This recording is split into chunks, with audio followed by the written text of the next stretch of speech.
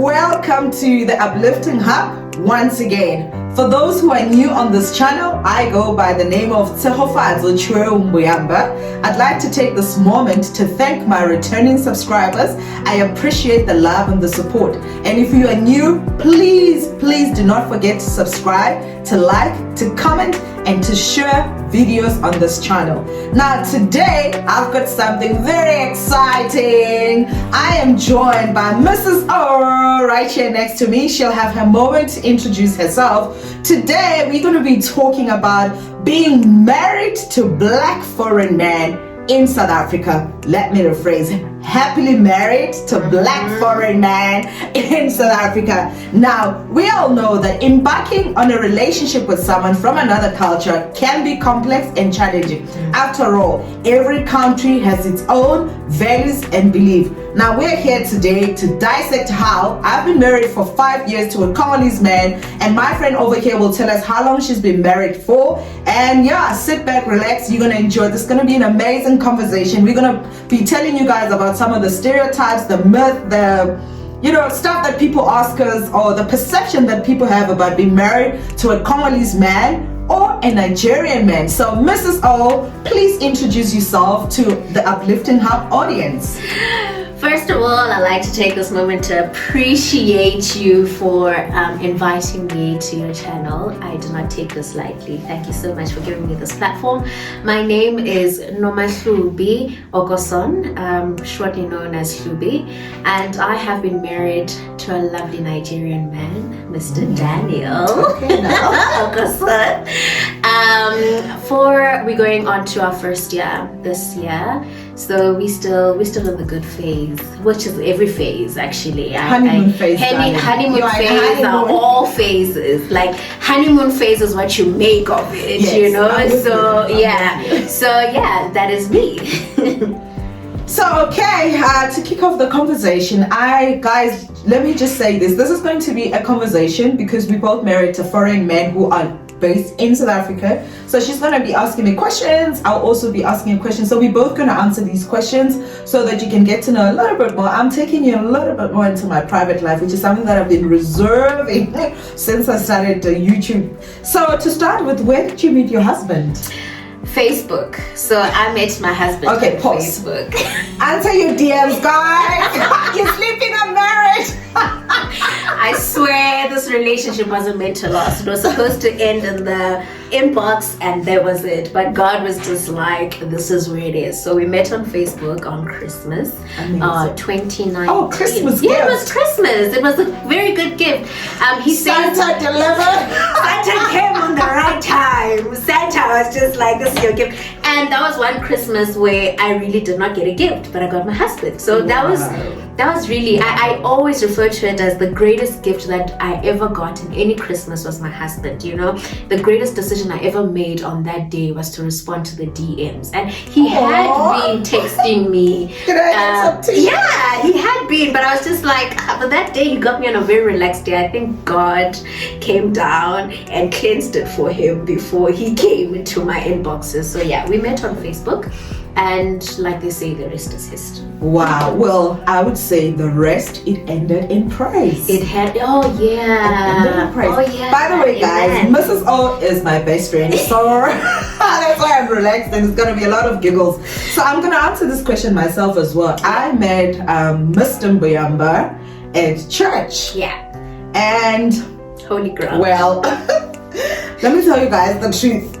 The first time I met my husband, we used to travel with a mutual friend who is late now. May her soul rest in peace. Sister Fatima used to take the both of us to church. And I remember on one Sunday, she was just like, Teko, how old are you? And she asked my husband, and we both shared our age. She was like, perfect. God said, you guys are going to get married. And I said, God forbid.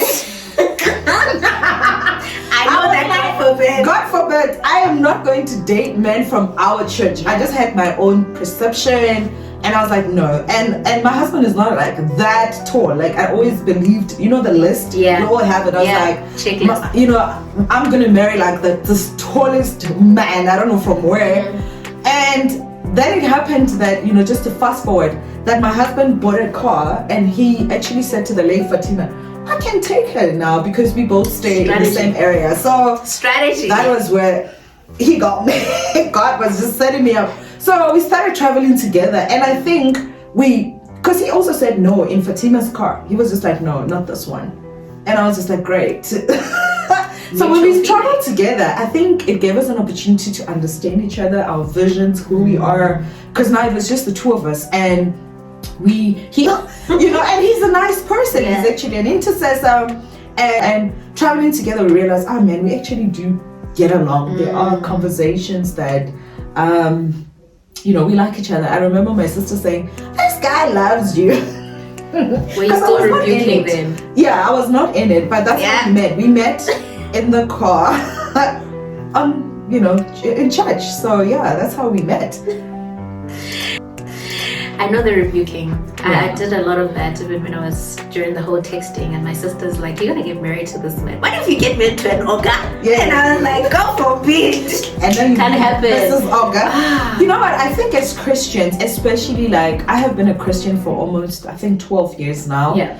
That my first years in Christianity when I was at varsity, I have seen a lot of Christian men that, and I'm not saying this is for like a few, let's just be smart about it because people can be offended. A few Christian men that didn't work, and like there was no clear vision in terms of what where you going, that we live in a country that, we're not yet there, but it has given women a privilege where we can actually work, and women are I see a lot of Black South African women in corporate and climbing the corporate ladder. If they're not in corporate, they're hustling. So like I feel like most South African women, I'm speaking from the ones in my cycle, they're very clear in terms of vision and what they want. So that's why sometimes men say that, oh no, she's just into the money. No, brother, she's not into the money. She has a clear vision and goals, and she knows that when she meets Adam, who knows he needs to be working, who needs a suitable helper, the vision come together. So I think this is why we sometimes rebuke, because you're just like, no, I'm not downgrading. Yeah. And also you get to a point in your life where sizobona, or we'll see what happens, stops, where you want to know the kind of mission you are submitting under, I will not just go because of love. I will not just go because, oh, you like me or I like you. I need to know where you're going, what your vision is about. Are you feeding me? Am I feeding you? Because my spirit needs to be filled as well with you in my life. Like the man is the head, you are the neck. So the neck can't just go where there's no. And I like that you use the word mission, because apparently submission is sub and mission. So you're submitting under a mission. So it needs to be clear what this mission vision is from the get-go. Anyway, we could get carried away, guys, because women and marriage and conversation. So I hope that this is edifying, this is uplifting to you. So the second question is, I want to know, how did your parents react to you wanting to marry, Mr. O? How was it? So my mom, let me tell you, with my mom, when I started, I think it was a week when we started talking, and he was getting my attention, and I was starting to like him, right? And I told my mom, I remember it was a Sunday afternoon after church, and I'm like, Mama, I met this guy. Oh, well, we met once, but he's chatting me up, and I like what he's saying, and I like his intentions in this conversation. He checks up on me and whatnot, because, well, that's a story for another day. Another episode. And then she was just like, how do you feel about him? I'm like, Mom, he's Nigerian. And then she goes, yo. And I'm like, okay, I need to know where this yo comes from, She's like, how do you feel? Because I don't have issues with this. I mean, it could be a Tswana man, a Sotho man. If he's not treating you well, I would rather you go with a Nigerian man. You know what I mean? Like, it's all about intent. It's all about how he makes you feel, and compatibility more than anything. And then she says to me, also because from the back, I've been born again for like 20 years now, and the church background, I'm in a church where there's a lot of Nigerians who get married to South Africans and whatnot, so that culture to me was already something that I had adapted to. And you've been exposed to it. I've seen a lot of working marriages, where the husband is Nigerian and the wife is South African. And for me, that was, if that could work for them, I don't see why it won't happen for me. And surely God will not bring me here for nothing, But at that point, obviously, I hadn't seen marriage. It was just the whole dating part. And my husband is the first foreigner that I have dated in my whole entirety. And I swore to God that he'll be the last, because this was a testing phase. And God was like, surely she'll be the last. I will make sure it's the first. I'll deliver. And the last, and that was it. I don't think my mom had much of a problem with it to date. She still doesn't. My aunt is married to a Malawian man, and she's been married for 32 years. So in my family, not much of it. But friends. Yeah. Before you say friend, do you remember that I was like, friend, I don't see you marrying a South African man. And you were like, what's up with this girl? Yeah. And I was like, you're like, friend, really? I'm like, I just see you with the Nigerian man. And like, I used to tell my aunt, I'm like, I don't think my friend, like, I just see, and because God is prophetic. Maybe I was just like tapping into the prophetic without even knowing, because I saw it. I was like, it, and you and many people saw it, because apparently everything that I did gravitated towards Nigerians. You see? And let me tell you, I love Nigerians with everything that's within me. I love life. Friend, you know that Nigerian wife vibe. But I never saw myself. I always used to say, this was my popular phrase, I love Nigerians, but I'd never get married to one.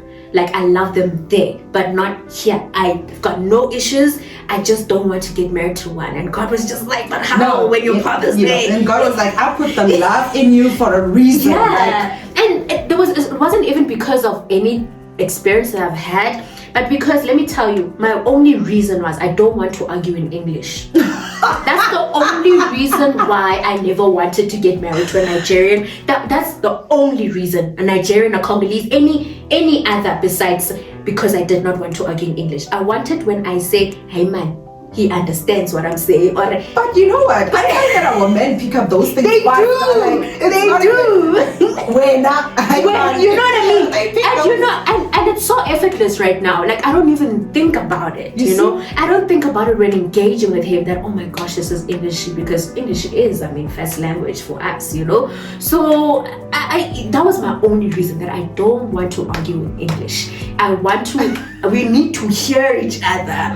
And God was like, that is a stupid reason at this point, because where I'm taking you is beyond language barrier, so yeah. So I think for me, I always have funny stories. So for me, this was not my first foreign that my family was like, knew that I was sort of like trying to see things with. So I think I'm going to share from my father's side, because by the time my husband and I were like, okay, we want to settle, my mother had accepted to say, you know what, okay, I think my daughter is always going towards that direction. My father was just like, are there no South African men in this country that you are always looking outside of this country? And I was just like, you don't get it. And you're going to get to that part, which is, the part that what stood for you, for you, what stood for you, that although they were South African men, and which we're not comparing, because I believe marriage is a purpose thing. People come together for a specific, especially I'm speaking for Christians, for a godly purpose. We're not just together. There's a vision and a mission, something that God wants to accomplish with the two of you becoming a unit. So what stood for you, that out of everybody? I'm sure there were people that were trying, but on the line, and we're on the line, and you decided that no, Mr. O is the one for me. What stood for you? I think his intentions. He's intentional Preach now, girl. about being, Wow. My husband is the most intentional man I've ever been with. Amazing. He's the most present and the most supportive out of any relationship I've ever been in. And I'm saying this with almost tears in my eyes because I have never really experienced a love like this. I think I said amen. Yeah, yeah. Girl. And I remember having a conversation with you, and when I had that conversation, I was between fear and assurance and everything else that came with a new relationship, you know. And the one thing I remember saying to you is, I love the way he loves me. I love how my husband, he makes my issues his problem. You know, anything that doesn't sit well with me does not sit well with him. Wow. And that for me, that was everything for me. The fact that he made it a point not to entertain anything that does not sit right with me. The fact that he listened when I spoke, you know. I don't like this, babe.